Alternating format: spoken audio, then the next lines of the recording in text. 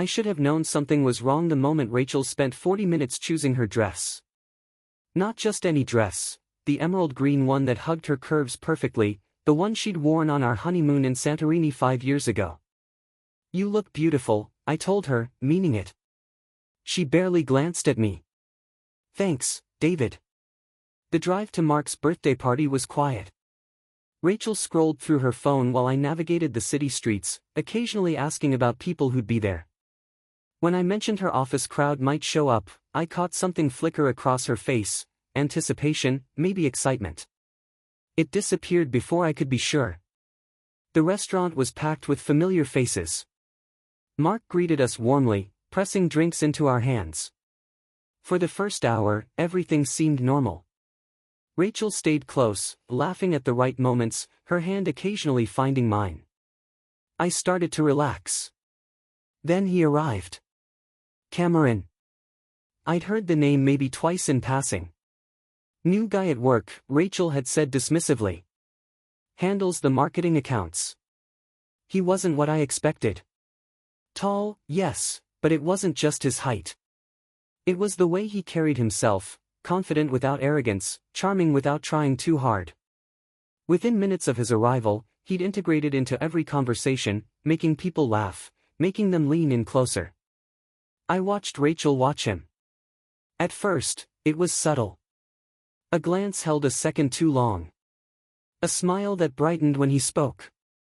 I told myself I was being paranoid, that 5 years of marriage had made me secure enough not to feel threatened by some guy from her office. Then they started talking. I was caught in conversation with Mark's brother about renovating his kitchen when I noticed them across the room. Rachel's body language had transformed completely. She stood differently around Cameron, shoulders back, chin tilted slightly up, one hip cocked in that way she used to stand when we first met at that college bar 9 years ago. She laughed at something he said, and my stomach dropped. It wasn't her polite social laugh or her genuine amusement laugh. It was her interested laugh, breathy, eyes sparkling, whole face lighting up. Her hand rose to tuck hair behind her ear even though it was already perfectly in place. Then she touched his arm. Just a brief contact, her fingers resting on his forearm for maybe 3 seconds as she made some point. But I saw his response, the slight lean toward her, the way his eyes dropped to her lips for just a moment before returning to her eyes. I excused myself from the kitchen renovation discussion and moved closer, nursing my whiskey, pretending to be interested in the jazz music playing overhead. "You're terrible," Rachel was saying, playfully swatting Cameron's shoulder now. "I can't believe you actually said that to a client." "It worked, didn't it?" His grin was wolfish. "Sometimes honesty is the best policy." "Sometimes honesty gets you fired," she countered, but she was smiling, that smile. I knew that smile intimately. I'd been the recipient of it during our first date when I'd nervously spilled wine on my shirt. I'd seen it on our wedding night when I'd fumbled with the zipper of her dress. I'd treasured it during 1,000 small moments of our early relationship. I hadn't seen it in at least 2 years. The realization hit me like a physical blow. When had she stopped smiling at me like that? When had I stopped making her smile like that? Cameron said something else, too quiet for me to hear over the music, and Rachel leaned in closer. Their heads were inches apart now. Intimate distance. Dangerous distance. I downed the rest of my whiskey. The drive home was excruciating. Rachel hummed along to the radio, seemingly in a perfect mood, while I gripped the steering wheel so tight my knuckles went white. "Fun party," she said casually. "Yeah." I kept my eyes on the road. "You seemed to enjoy yourself." "I did. It was nice seeing everyone." She shifted in her seat, crossing her legs. "The food was amazing. Did you try those salmon things?" Small talk. We were making small talk like strangers in an elevator. "Who was the guy?" I asked, trying to keep my voice neutral. "Cameron?" I felt rather than saw her tense slightly. "Oh, yeah. He's from work. I mentioned him before. You seemed friendly. He's nice. Good at his job." She said it dismissively, but there was something defensive in her tone. The silence stretched between us, filling the car with unspoken words. I turned onto our street, the familiar route suddenly feeling like navigating foreign territory. Inside our house, Rachel kicked off her heels immediately, that little sigh of relief she always made. She headed for the kitchen while I stood in the entryway, still wearing my jacket. "Want some wine?" she called out. "Rachel." Something in my voice made her stop. She appeared in the kitchen doorway, wine bottle in hand, eyebrows raised questioningly. "Do you like him?" She froze. For 3 heartbeats, she just stared at me. I watched her face cycle through responses: surprise, defensiveness, consideration, and finally, devastatingly, resignation. "David. Just answer the question." She set the wine bottle down on the hall table and crossed her arms. "That's not fair." "What's not fair?" My voice was rising now despite my efforts to control it. "What's not fair is watching my wife light up for some guy she barely knows while she barely looks at me anymore. You're being ridiculous." "Am I?" I stepped closer. "When's the last time you smiled at me like that? When's the last time you touched my arm like I was someone interesting? Someone worth knowing?" "David, you're taking this completely. Answer the fucking question, Rachel." She flinched at my language. I never swore at her. In 9 years together, I'd never raised my voice like this. Her arms dropped to her sides. She looked at me, really looked at me, and I saw something break behind her eyes. When she spoke, her voice was barely above a whisper. "I don't know. You don't know if you like him, or you don't know when you stopped liking me. Both." She turned away, walking to the window. "Neither." "God, David, I don't know." I followed her, standing behind her, seeing our reflection in the dark window. We looked like strangers. "Tell me the truth." She was quiet for a long moment. Then, still staring at the window, she said, "He makes me feel seen. When he looks at me, I feel like I exist. Like I'm not just wallpaper."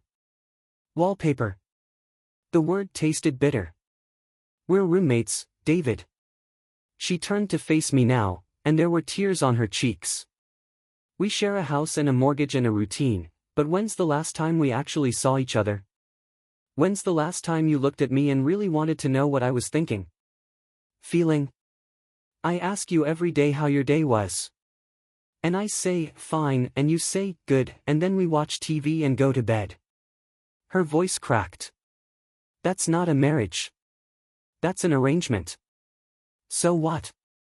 You find some guy at work who pays attention to you and suddenly our 5 years together mean nothing?" "That's not what I said." "Then what are you saying?" I demanded. "Because from where I'm standing, you're making excuses for emotional cheating. Nothing happened. Yet." The word hung between us. Nothing happened yet. She couldn't meet my eyes. "Have you texted him?" I asked, my voice deadly quiet now. "David. Have you texted him?" "Just work stuff. Mostly." "Mostly." She wrapped her arms around herself. "A few jokes. Some memes. Nothing inappropriate." "Does he know you're married?" "Of course he knows." "Does he text you late at night? Does he send good morning messages? Does he tell you you're beautiful?" Her silence was answer enough.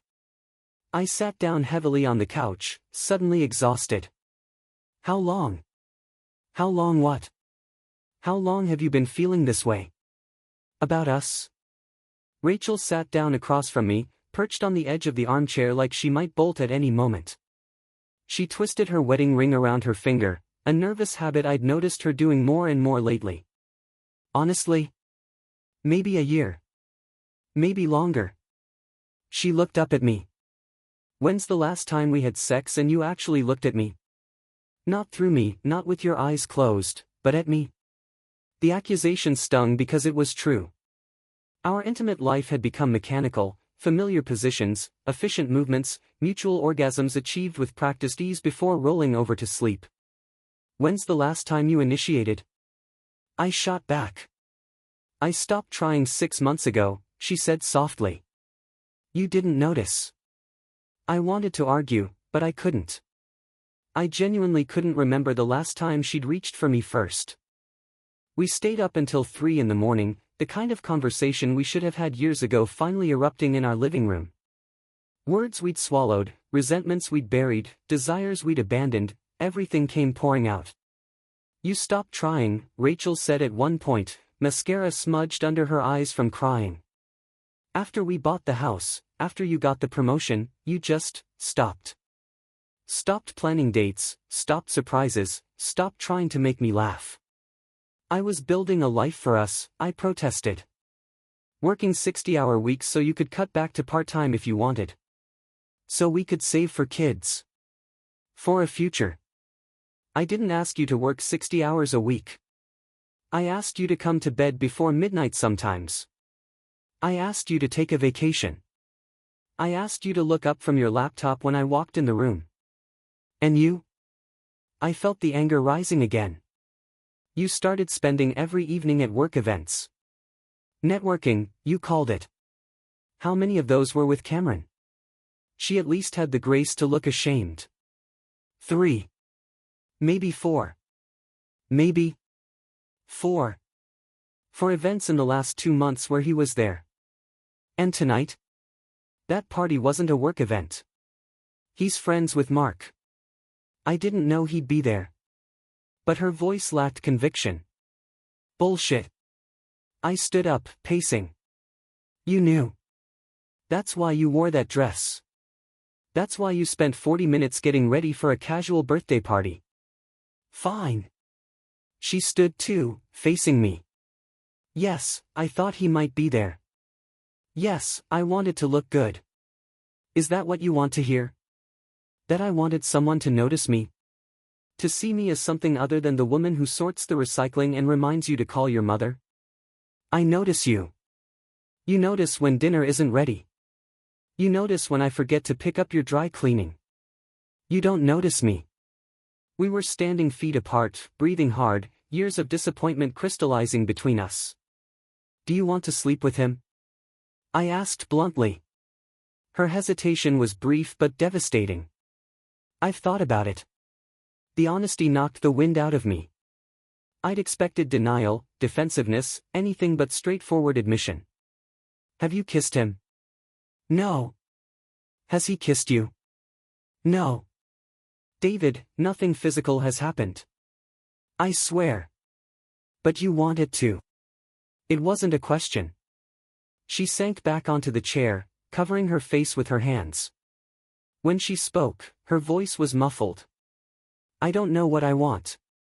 I know I haven't felt that way in years. That excitement, that anticipation of seeing someone. That feeling of being fully present in a conversation because you care what they think. You don't care what I think. She dropped her hands, looking at me with red, swollen eyes. When's the last time you asked my opinion on something that mattered? Not what to have for dinner or which insurance plan to choose. Something real. Something about who I am, what I dream about, what scares me. I opened my mouth to respond and realized I couldn't. I genuinely couldn't remember. I can tell you what Cameron knows about me, she continued, her voice gaining strength. He knows I wanted to be a painter before I got practical and went into marketing. He knows I'm terrified of becoming my mother, beautiful and bitter and forgotten. He knows I sometimes stand in the shower until the water runs cold because it's the only place I feel permission to cry. He learned all of that in 2 months of casual conversations. You never told me those things. You never asked, David. You stopped asking the year after we got married. The accusation hung in the air. I wanted to deny it, but memories were flooding back, all the times I'd been half listening while checking my phone, the conversations cut short because I was tired, the deep talks that had gradually given way to logistics and schedules. So what now? I asked finally. You want a divorce? You want to be with him? I don't know if I want to be with him specifically. She wiped her eyes. But I know I can't keep being invisible in my own marriage.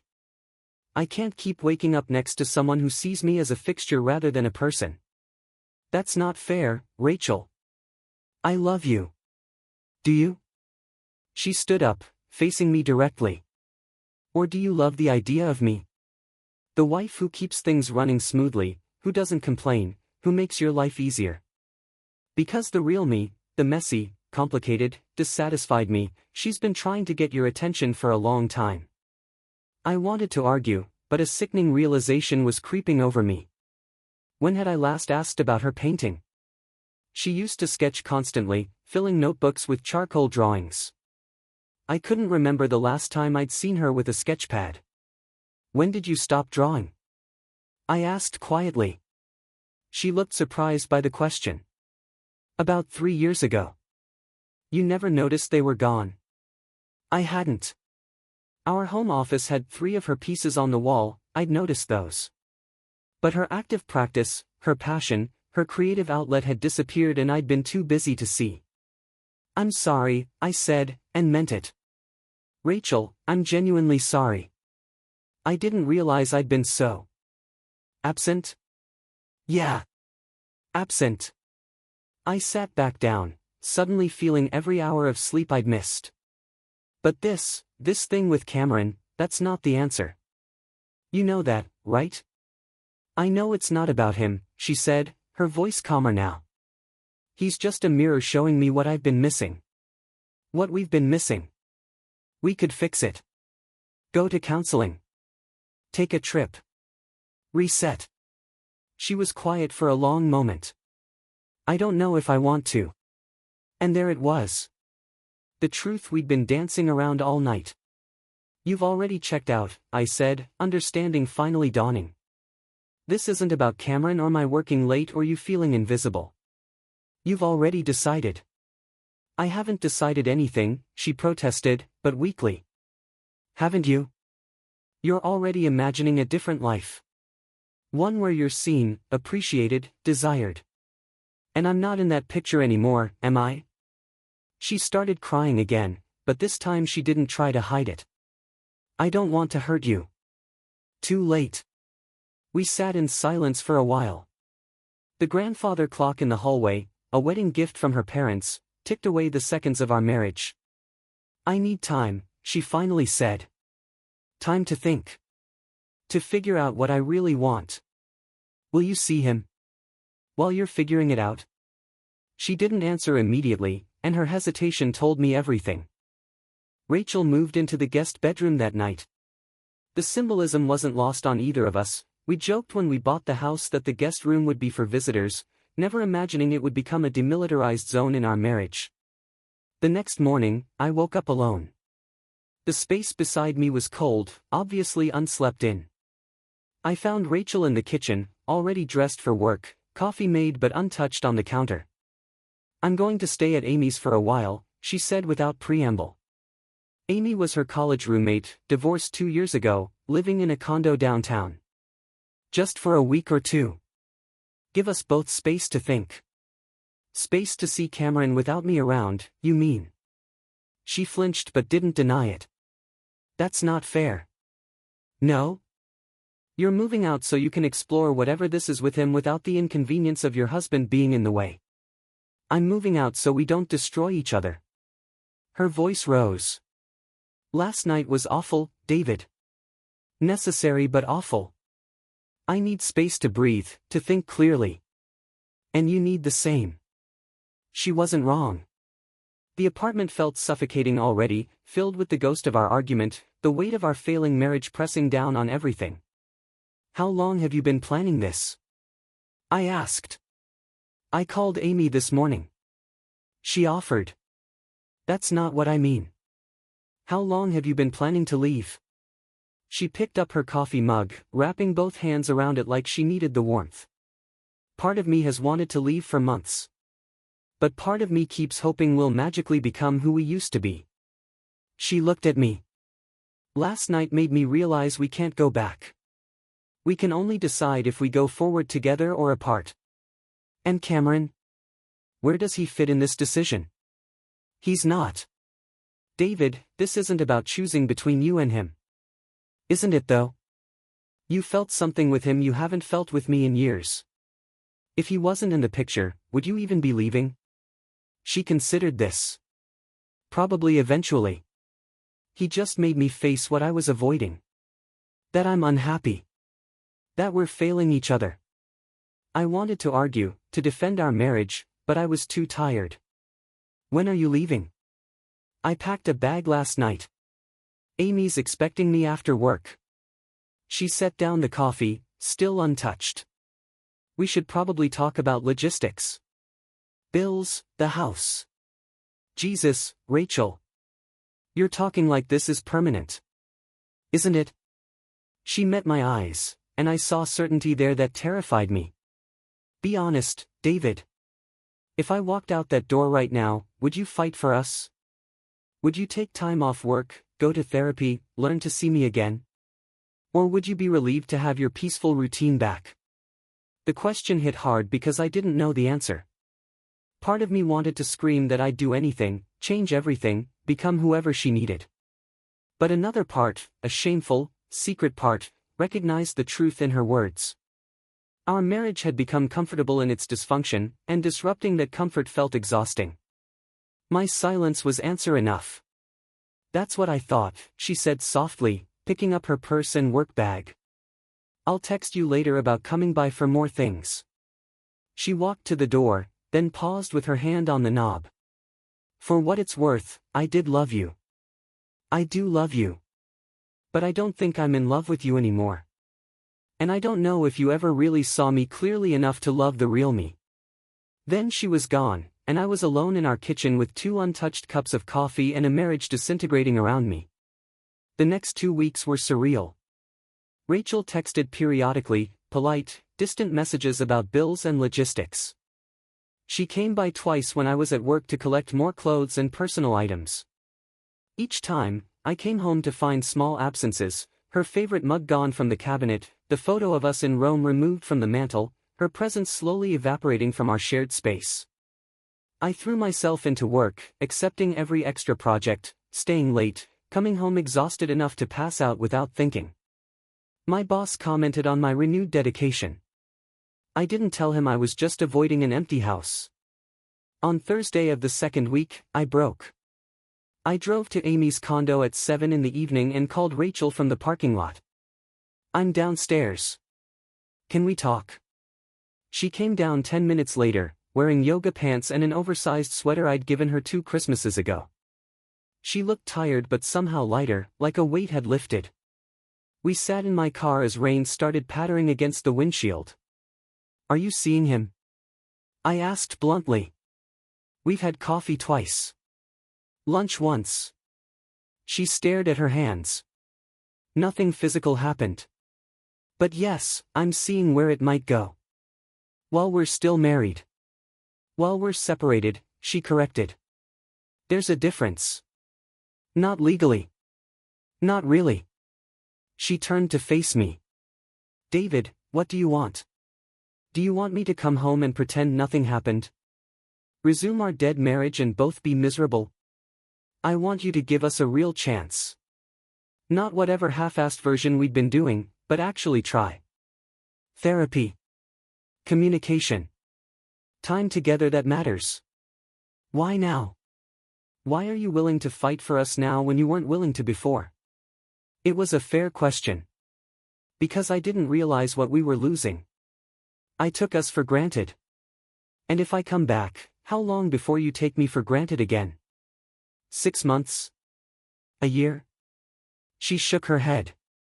I felt something with Cameron I thought was dead inside me. Hope. Excitement. The possibility of being truly seen by someone. I don't know if what I'm feeling is real or just fantasy, but I need to find out. So you're choosing him? I'm choosing myself, she said firmly.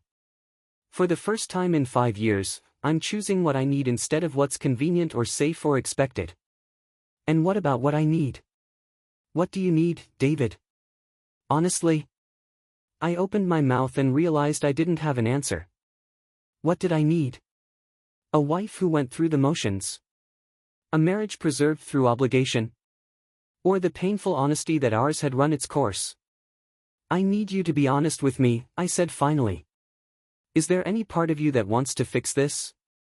Or have you already left completely? She was quiet for a long time, watching the rain streak down the windshield. I don't know. The part of me that loves our history, our shared memories, the life we built, that part wants to try. But the part of me that's been slowly suffocating in our marriage? That part is terrified of going back. So we're done. I think we might be. Not because of Cameron specifically, but because we broke something fundamental and neither of us noticed until it was too late. The finality in her voice made it real in a way all our arguments hadn't. We sat in silence, the rain intensifying, both of us crying quietly in the darkness of my car. 3 weeks after Rachel moved out, she asked me to meet her at the coffee shop where we'd had our first date 9 years ago. The symmetry felt deliberate and painful. She was already there when I arrived, sitting at a corner table with 2 cups in front of her. She'd ordered my usual without asking, black coffee with 1 sugar. It was such a small gesture of remembered intimacy that it nearly broke me. "Thank you for meeting me," she said as I sat down. "Of course." We made small talk for a few minutes. How was work? How was Amy's place? Had I remembered to pay the electric bill? The mundane details of separation. Finally, she took a deep breath. "I need to tell you something. About Cameron." My stomach dropped. "What about him?" "I slept with him." She said it quickly, like ripping off a bandage. "Last weekend. We went to dinner and then back to his place and, it happened." I felt like I'd been punched. Hearing her confess to considering it, even knowing they'd been seeing each other, was different from the stark reality of her infidelity. "Okay," I managed. My coffee sat untouched between us. "That's it? Just okay. What do you want me to say, Rachel? We're separated. You made your choice clear. This is just confirmation." "It's more than that," she said, and there were tears in her eyes. "David, I need you to understand something. It was everything I thought I wanted. He was attentive and passionate and present, and it should have been perfect. But halfway through, I realized I was performing. Playing a role of this desired woman, this person worthy of passion and attention." She wiped her eyes. "It wasn't real. None of it was real." I didn't know what to say. Part of me wanted to gloat, to say I told you so. But mostly I just felt hollow. "I called it off," she continued. "Told him I couldn't keep seeing him. He was understanding, actually. Said he'd known I was still processing my marriage." She laughed bitterly. "He's a decent guy. Which somehow makes it worse." "Why are you telling me this?" "Because I realized something. That smile you saw at the party, it wasn't about him. It was about wanting to feel wanted. Desirable. Seen. And the cruel truth is, no one can make you feel those things if you don't feel them yourself first." She reached across the table, not quite touching my hand. "I was so angry at you for not seeing me, but I hadn't been seeing myself either. I'd lost myself in our marriage, yes, but I'd also just lost myself. Who I am, what I want, what makes me feel alive. That's not your fault. It's not Cameron's fault. It's mine." "So what now?" I asked quietly. "Now we both need to decide who we are separately before we can decide if there's any us left to salvage. You want time. I want honesty. Real honesty, painful honesty, even if it ends us completely." She finally touched my hand. "David, I do love you. But I think we've been loving each other badly for a long time. Loving the idea of each other, the comfort of each other, but not the reality. Can I ask you something?" I said. "That night, in the car, when I asked if you liked him, you said you hadn't felt that way in years." "Not with me." "Did you mean it?" She considered carefully. "Yes and no. I think what I meant was I hadn't felt seen in years. The butterflies, the excitement, those fade in any relationship. But being truly known, truly valued for who you are, that should deepen. Ours didn't. We became lazy with each other. I want to not be lazy anymore, I said. I want to know what makes you stand in the shower until the water runs cold. I want to know why you stopped painting. I want to know the real you, even if, especially if, it's uncomfortable or inconvenient or means I have to change. That's what therapy is for, she said with a small smile. Both individual and couples, if you're willing. I'm willing. Me too. She squeezed my hand. But David, I need you to understand something. This isn't a guarantee. We might do all the work, all the therapy, all the honest conversations, and discover we've grown too far apart. That the people we've become aren't compatible anymore. I know. And I need time. Real time, not just a week or two. Time to figure out who I am without defining myself by being your wife or being desired by someone else. How much time? I don't know. Months, probably. And during that time, we need to be completely honest with each other and ourselves. No more pretending. No more going through the motions. I nodded, not trusting my voice. I should go, she said, standing up. Amy's expecting me. Rachel? She paused. Thank you. For being honest. For not just disappearing or letting this fade into resentment. You deserve honesty, she said. We both do. Even when it hurts. I watched her leave the coffee shop, walking into the bright afternoon with her purse over her shoulder, and I realized something. That smile I'd seen at the party, the one that had unraveled everything, it wasn't the betrayal.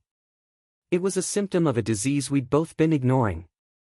The real betrayal was all the small ways we'd stopped choosing each other every day. The conversations not had, the questions not asked, the vulnerability not risked. We'd built a marriage on a foundation of assumption and convenience, and we were both finally admitting it wasn't enough. I didn't know if we'd survive this. The statistics on marriages recovering from infidelity weren't encouraging, and even without the sex, the emotional affair had done its damage. But for the first time in months, maybe years, we were being completely honest with each other. And that honesty, painful as it was, felt like the first true intimacy we'd shared in a very long time. I finished my coffee, left a tip, and walked out into the sunshine. My phone buzzed with a text from Rachel, "Thank you for listening. Same time next week?" I typed back, "Yes. I'll be there." It wasn't a happy ending. Maybe it wasn't an ending at all. But it was a beginning of something, either a rebuilt marriage or a respectful ending. Either way, it would be built on truth instead of comfortable lies. That smile hadn't ended our marriage. It had just finally made us both see what had been dying slowly for years.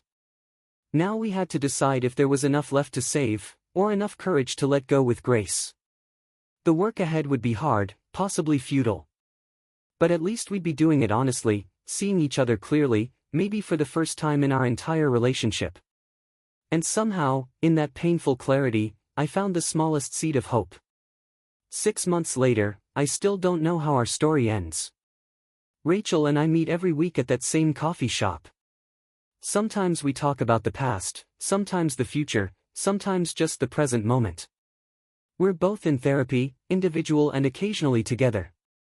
She started painting again. I've learned to leave work at work. We're different people than we were. Whether those different people can build something together remains to be seen. But that smile, the one that shattered everything, taught me something valuable. Sometimes things need to break completely before you can see what they really were. And maybe, if we're lucky and brave enough, what they could become.